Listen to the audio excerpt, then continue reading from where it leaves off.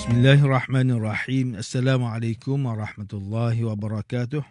Innal hamdalillah nahmaduhu wa nasta'inuhu wa nastaghfiruh. Wa na'udzu billahi min shururi anfusina wa min sayyiati a'malina. Man yahdihillahu fala mudilla lahu wa man yudlil fala hadiya lahu.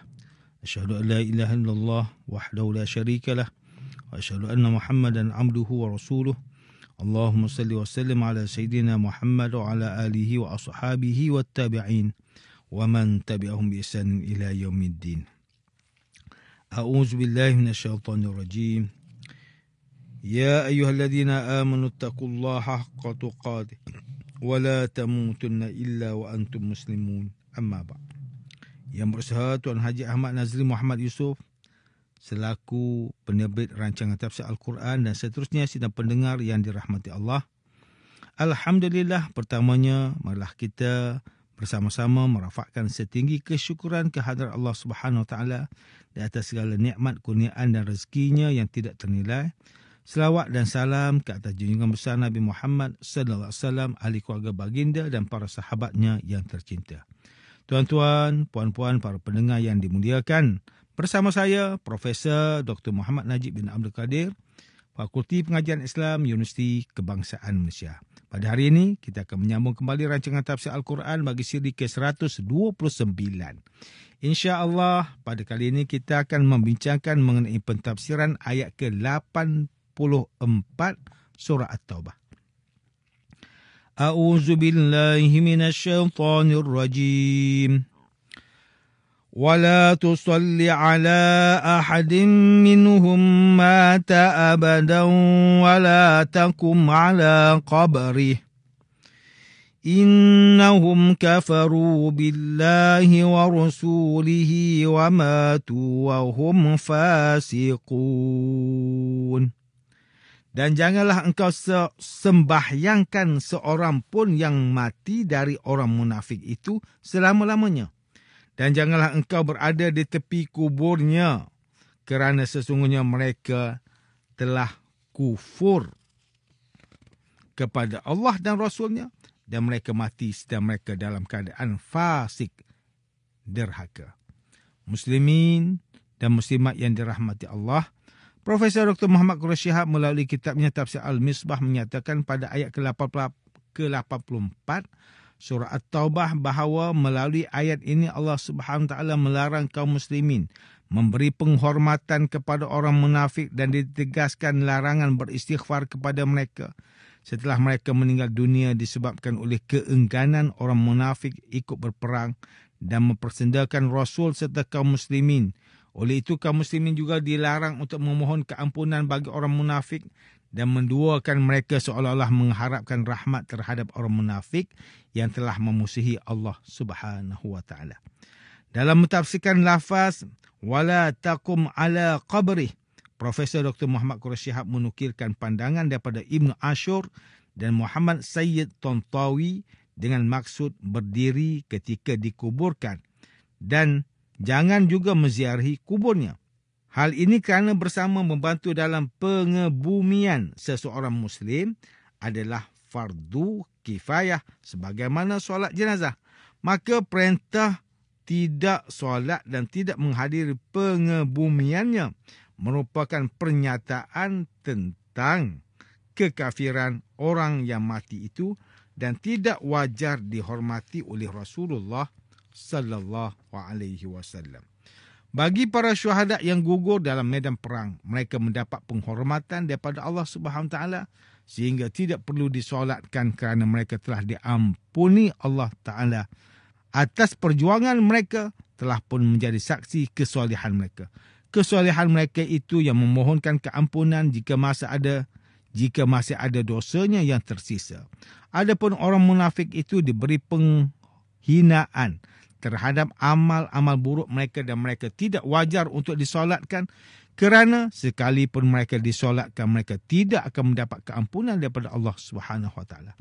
Profesor Dr. Muhammad Quraisy Shihab mentafsirkan pada penutup ayat ini menyebutkan tentang kefasikan setelah menyebutkan kekufuran. Ada beberapa ulama yang mempersoalkan mengapa kefasikan perlu disebut selepas kekufuran. Sedangkan kefasikan itu lebih ringan daripada kekufuran. terdapat beberapa ulama yang menjawab bahawa orang kafir boleh jadi jujur dalam kehidupannya, tulus dalam kepercayaannya, akhlaknya juga terpuji terhadap manusia. Adapun orang fasik, mereka melepaskan diri daripada nilai-nilai ilahi, culas, tidak memelihara amanah, bahkan melakukan banyak perkara yang bertentangan dengan nilai-nilai mulia. Sidang pendengar yang dimuliakan, Ustaz Salahuddin Abdullah dan Ustaz Omar Khalid melalui kitab mereka Tafsir Mubin mentafsirkan ayat ke-84 surah At-Taubah ini dengan menyatakan bahawa Rasulullah sallallahu alaihi wasallam telah dilarang menyembahyangkan jenazah orang munafik kerana solat jenazah merupakan perbuatan memohon rahmat Allah Subhanahu wa taala, sedangkan orang munafik tidak tergolong dalam kalangan orang yang berhak mendapat rahmat Allah Subhanahu wa taala. Selain itu, Rasulullah sallallahu alaihi wasallam turut dilarang menziarahi dan menjenguk kubur orang munafik kerana mereka telah mati dalam keadaan kufur.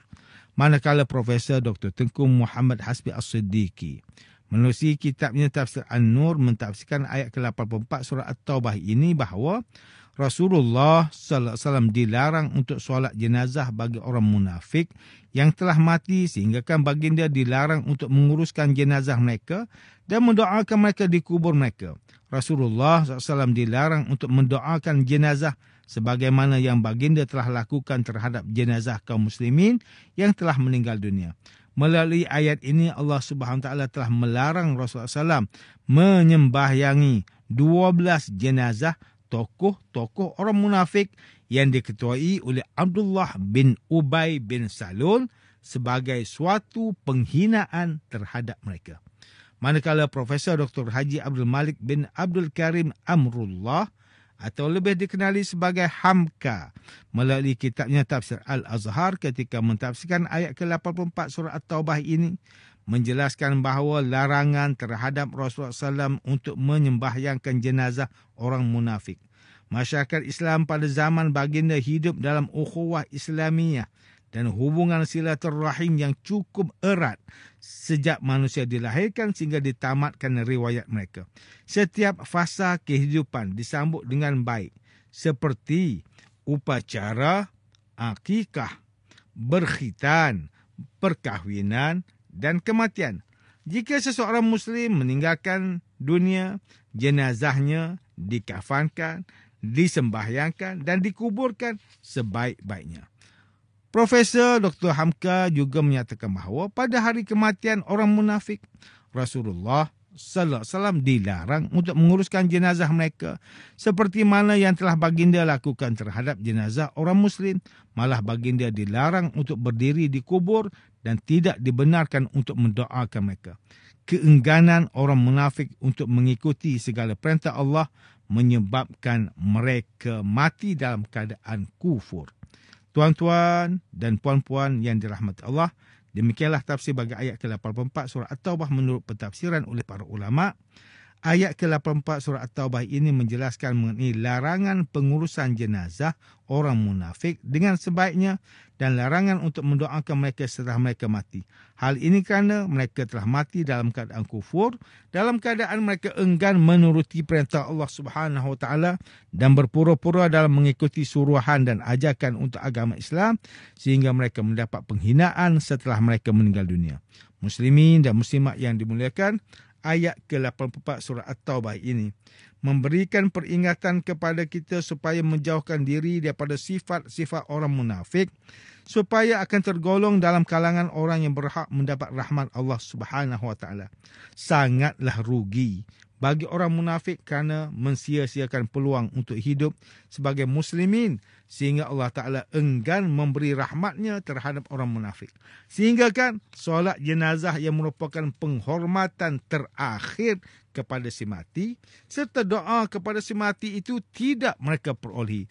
ia adalah satu penghinaan yang nyata terhadap orang munafik. Sidang pendengar yang dirahmati Allah, antara pengajaran yang boleh kita ambil daripada tafsir ayat ke-84 surah At-Taubah ini ialah, pertama, umat Islam hendaklah menjauhi sifat-sifat orang munafik dan sentiasa melakukan segala perintah dan jauhi larangan Allah Subhanahu Wa Taala dengan niat yang ikhlas kerana Allah Taala, agar tergolong dalam kalangan mereka yang mendapat rahmat Allah Subhanahu Wa Taala.